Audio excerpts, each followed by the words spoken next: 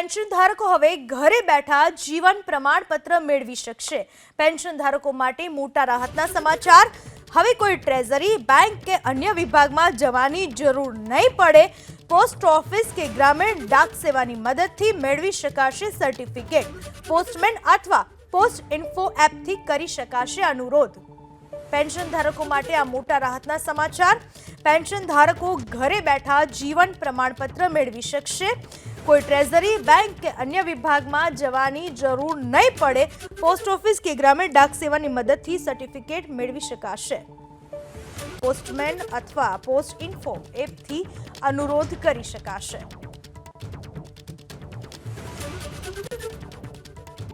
Pension ધારકો માટે આ મોટા રાહતના સમાચાર। પેન્શન ધારકો ઘરે બેઠા જીવન પ્રમાણપત્ર મેળવી શકશે।